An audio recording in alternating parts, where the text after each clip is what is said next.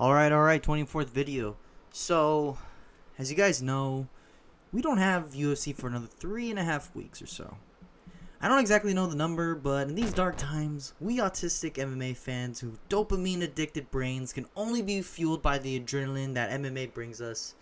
It brings us to some dark places. During these times, we really have been scraping the bottom of the barrel for any combat related entertainment. During this time, we got people talking and watching the Jake Paul versus Anthony Joshua fight, and it even got so bad that some of us unironically watched an Andrew Tate fight. I didn't watch it, but just because is somewhat an acceptable substitute for MMA content. Some of us even went to Ryzen to watch some fights. And of course, if you're American like me, you don't really watch any other MMA organizations besides the UFC. I mean, I don't know anyone on MMA YouTube who watches or even talks about Ryzen unless it's a fighter coming from Ryzen like Kaya Sakura to join the UFC. Unless you're Aniki MMA who makes amazing MMA content. If you know my channel, you definitely know his, so go subscribe. Anyway, back to the topic at hand. I think it's kind of funny and a bit strange how most of us choose to consume MMA content, but strictly choose to only partake in the UFC specifically. Like those picky kids who when their diet only consists of french fries and chicken nuggies.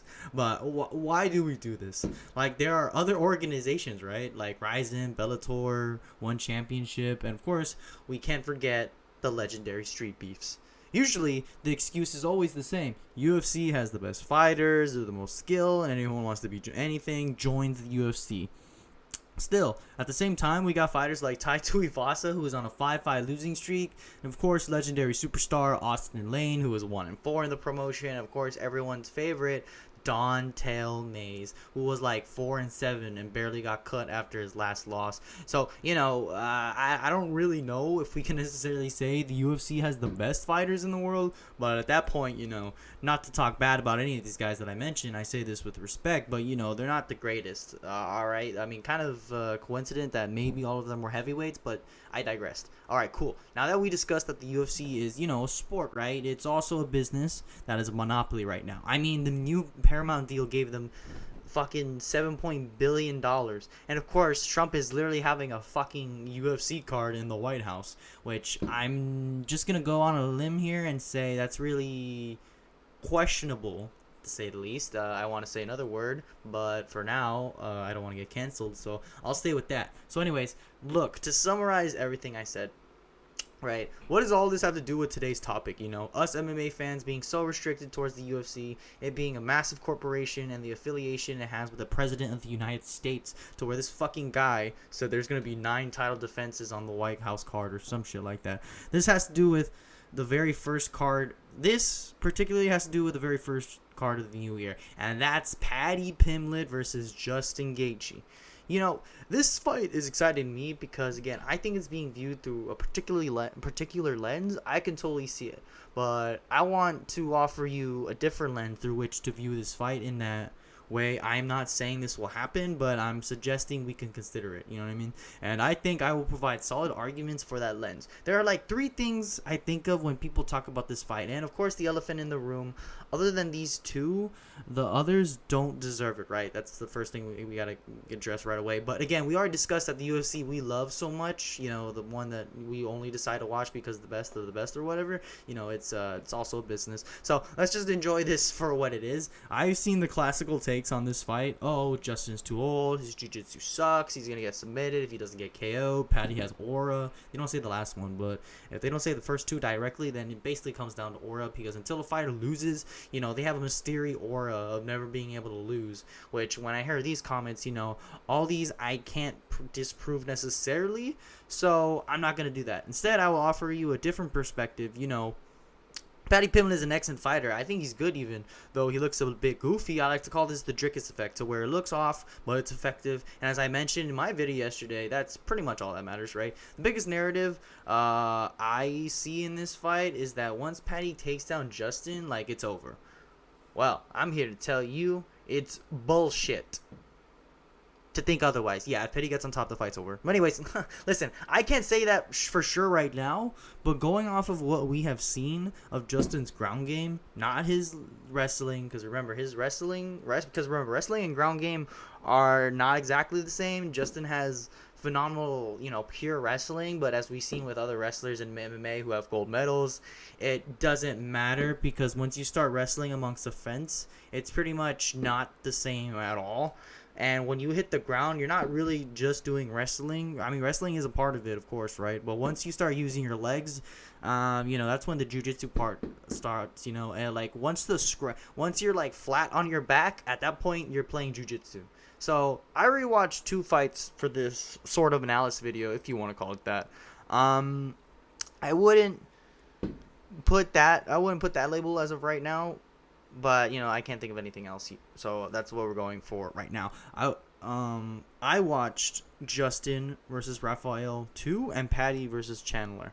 There's one thing I'll say about Gaethje, and that's he's an exceptional boxer, primarily likes to clinch to land his punches. Hence, I'd call it more dirty boxing. But one thing I didn't like about that fight was he ate a lot of kicks, and of course ended up on the ground with Fiziev. Of course, that's how Fiziev won the first round, and he even got him in a triangle position. And if he gets in a position like that against Paddy, I mean, he's screwed. That's it, right? And now he got up from Fiziev. Well, and how he got up from Fiziev on bottom was a jiu-jitsu player's wet dream. He turtled and stood back up. Classic, classic get up. Classic wrestler get up, right? If he tries to get up that way against Paddy, he's either gonna take the back or lock up a front choke of some kind. The tricky part about that fight as well was that Justin's boxing primarily came from landing uppercuts and overhands.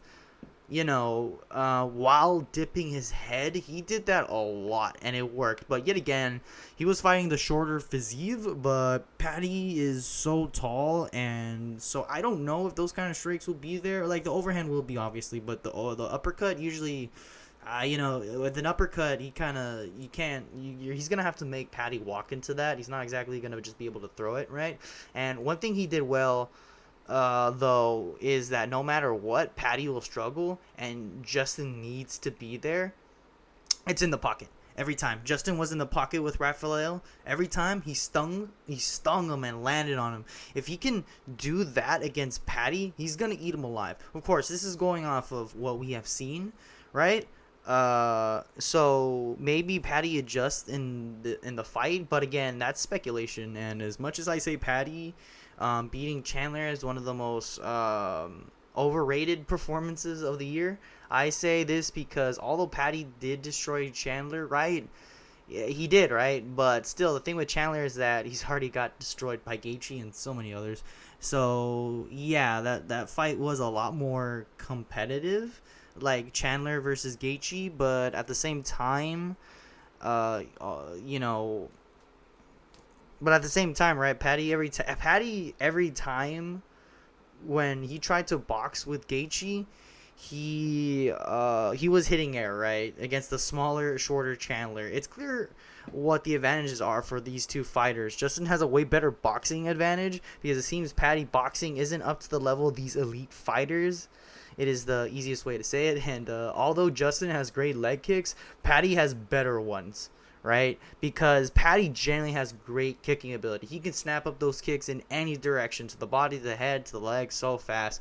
And he's so long and big, staying out in range is exactly where Paddy wants to be. Now, I will say one more thing about this fight that concerns me the most, and that's Justin dipping his head. It wasn't just the Raphael fight. He also did that against Max, and that's how he got his fucking nose smashed in when he ducked his head. He does this a lot, and Paddy has a great flying knee. He almost finished Ferguson with it, and that's how the finishing sequence actually happened with Chandler, right? And another thing that's going to be tough for Gaethje is also just his striking in general, because like I said, he mostly likes to engage in the clinch, throw some shots in there, and even uses it defensively to avoid shots. But in the clinch, he ate some knees, right, on the clinch or in the clinch, right? And I get it. Raphael's like a good Muay Thai player, so again, that's probably why these kicks and the knees. I mean, obviously, Raphael is going to be technically more better in the kicking department than Paddy is, right? That's just a given, I believe. But at the same time, Paddy's just so big, right? And then the problem with what's his name? Gaethje trying to like clinch up with Paddy, that's just a really bad idea, right? Because, you know, Justin does not want to clinch at all. He wants to be as far away as possible, or he wants to be in punching distance because he can punish Paddy in clinching range, but at the same time, Paddy has like a granite chin, so the more, you know, time he stays in the clinch range is the more Paddy gets the opportunity to clinch him or shoot a takedown within range, right? Another thing I want to mention before like I wrap up things here is that Justin could use leg kicks, but on distance, because, you know, Paddy didn't exactly check any of them. Both of them don't really check leg kicks really at all.